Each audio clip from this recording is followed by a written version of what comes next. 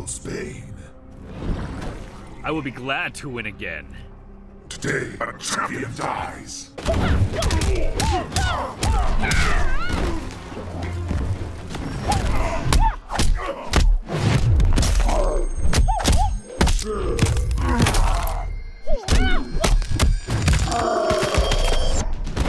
Finish him!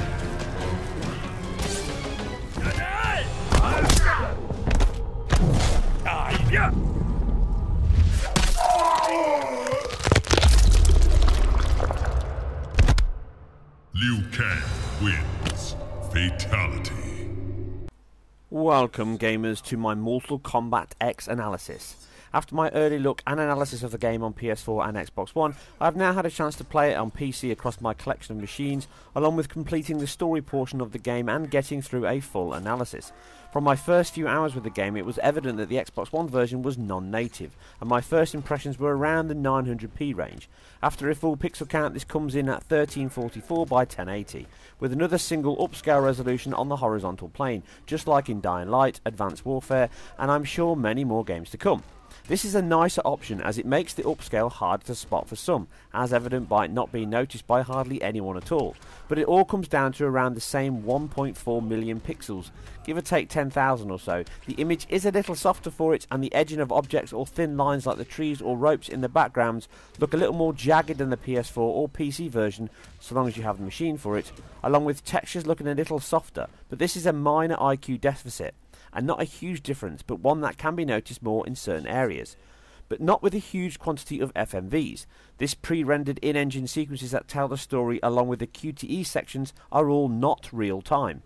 In the game, which all sport the same native resolution along with the terrible frame pacing as shown in my first contact video, affecting all formats and hardware specs without prejudice. It ruins the flow of the actual gameplay, which runs at the target 60 FPS on both consoles with no issues. But the PC version does not have the same level of performance at all. From the outset, the frame rate on the PC game is choppy at best, and this is only equals the consoles once you get to my high-end machine of an i5 and GTX 970.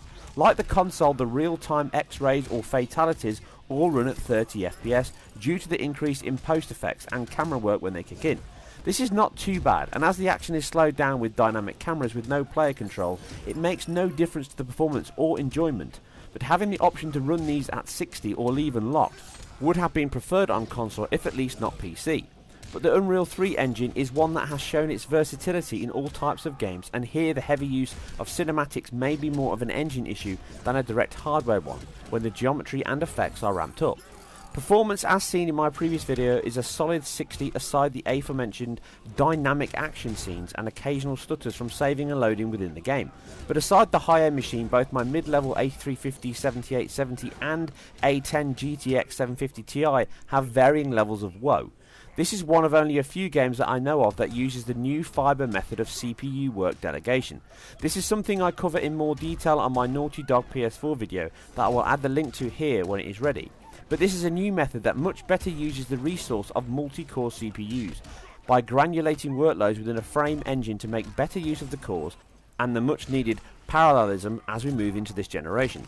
Now, Visual Studio and other compilers can have issues with this, and this may be the cause of the moments like here in the forest level where the game loses its way. Maybe from stale pointers as jobs are queued up and then fire through. As you see here with the 750 Ti machine, the frame rate becomes unplayable as it not only drops to 30 but the delivery is very bad.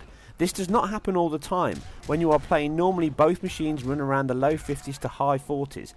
And this is caused by heavy alpha work when big moves are pulled off. But this affects the Nvidia card, not unsurprisingly, more so than the AMD one, even dropping the resolution on the 750 Ti down to 1680 by 1050, although it improves it a lot with the consistency being better, as the card no longer struggles with the fill rate needed at a native display. But such heavy GPU workloads, it does not eradicate the issue totally. Even dropping to a full 1600 by 900, which is slightly lower than the Xbox One, can still have dips to low 50s happen when heavy effects, and the X-rays can even fail to hit the 30 rate at times, dependent on the actual move and background. But I feel this is more of an issue with the engine than a direct GPU issue. Both PS4 and Xbox One do not have this issue at all and deliver a solid performance across the board on all levels and effects at the highest setting within the game. Dropping the shadows or particles on PC has no impact really, as this is not where the issue lies. The high-end PC is a match for the PS4 version, and the Xbox One is close with just a resolution dip, but delivers an equally solid performance, something that the other machines fail to achieve. That said, the APU of the A10 and R7 can deliver a near solid 30 FPS when all post effects are turned off and running at 1600 by 900, which is a pretty good showing, and means the game can still be played with the sacrifices on a good spread of hardware.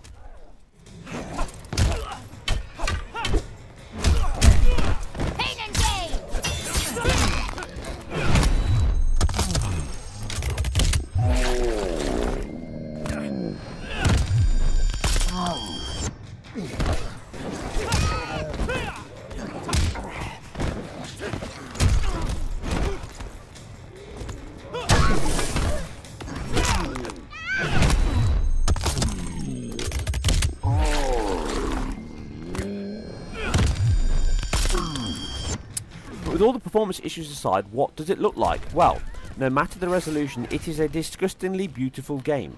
Implementing some form of PBR into the models and textures, this translates into mostly shiny, sweaty skin or rain-soaked scenery, but it all looks great.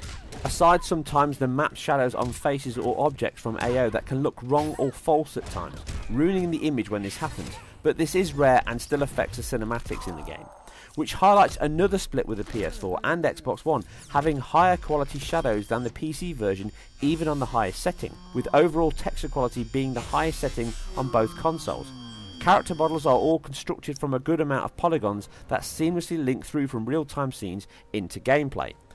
Great use of particles allow fire urns to be smashed and bounce around the scene, ice blasts to sprinkle, blood to spray and skin to slice. These all bring a good display of the lighting in the game that allows them to illuminate the fighters when struck, or the background as you fight. This dynamic stage varies well, with some standout arenas being the huge arcing waves of the dock area that splash up dead bodies from within its lapping sea line, or the rippled river with crocodiles and hanging vines with which to enhance your attacks. It delivers well on the in-combat action across the board, with no impact to the frame rate aside the small dips at the start or end of each match as it loads, but this is not consistent on all loads.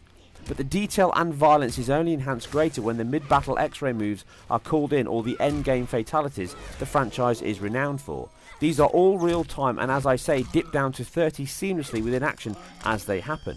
Very similar look to the Batman game's end battle scene as the camera swoops in. But this allows you to admire the details in the models as they are crushed, snapped, gouged, sliced, or just plain munched with a vivid display of gore, bringing the game into a new level as the quality of the visuals align with some of the more extreme moves can border on the gross at times, but all enjoyable fun, but a much stressed game that is only for the over 18s. The sheer detail in the game is most highlighted throughout these sequences, and most of the time is better than the in-engine movie sequences that play throughout the game, and there are a lot of those. It also sports soft body meshes when characters are maimed, the torso flops and folds, hair and clothes have a physics engine in place that enhance the organic feel of the highly detailed combatants, with weapons like Takeda's laser swords all wrapping realistically when used, whilst throwing up particle sparks, and like Raiden's electric shocks all have motion blur in play on them. NetherRealm have used the Unreal Engine well here, and although the diversity of characters is good, with each having a good deal of attention lavished on them, Sub-Zero, Scorpion and Liu Kang have never looked so good. It is a shame that the arenas do not have the same amount on offer, or more interactivity in them. Dead or Alive or Injustice layered areas would work well here, opening up more scope in allowing some of the physics and visual side to shine through. Instead, the areas in the game, although very solid and well put together, never quite achieve the same level of impressiveness that the models and camera work does. Yes, even at 30 FPS. Post effects are very good, as expected in a game sporting only 2 characters on screen. Motion blur on objects and limbs, even particles, and is of a very high sample quality on all, and shows, as I have said many times, even at 60 FPS, it is a welcome addition. Depth of field, DOF, is applied with the game when the battles commence or ends within the gruesome moves as you see background blurs out.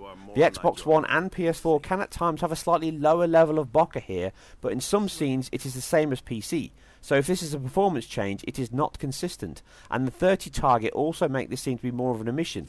Either or, it is still only incredibly minor and does not distract from a great suite of effects. Animation is again very solid and convincing, if not a standout for this genre. Again, this may stem from the need to still have a last-gen version, albeit not made by the same team. Having a completely new animation system is not something that even a split dev team can achieve. Again, this may have also influenced the PBR side of the game itself, with asset work being shared and aimed to scale across all platforms uniformly. Sound is another strong portion of the game, with the voice work being solid as each battle or story unfolds.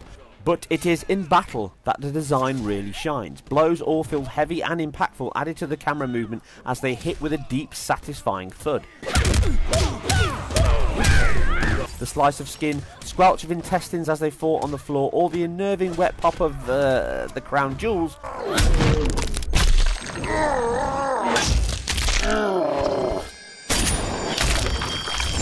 Complete with muscular view as they explode.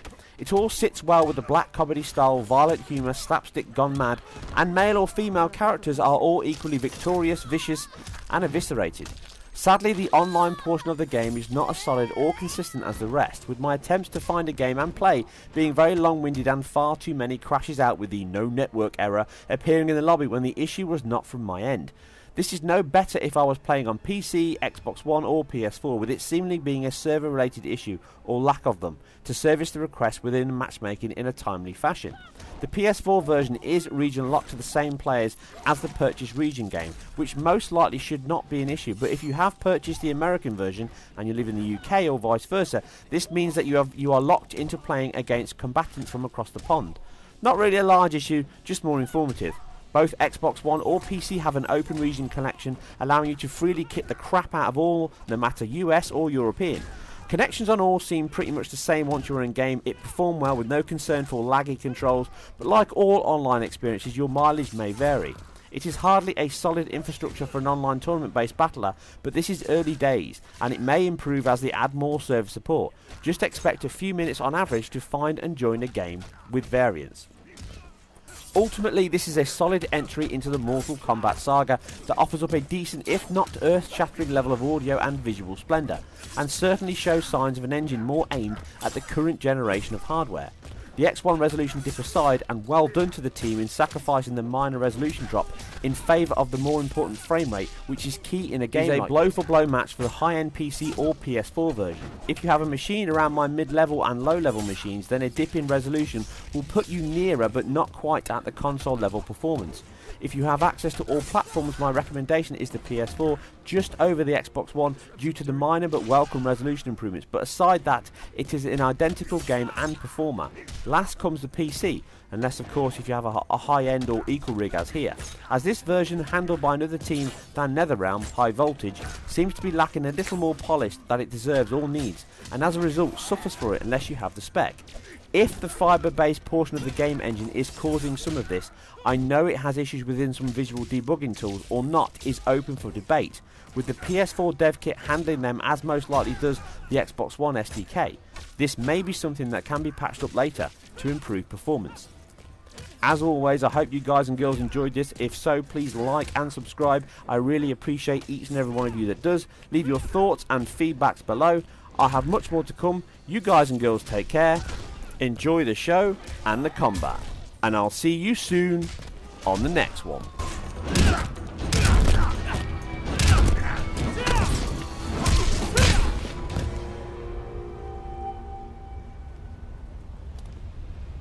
Just let me go.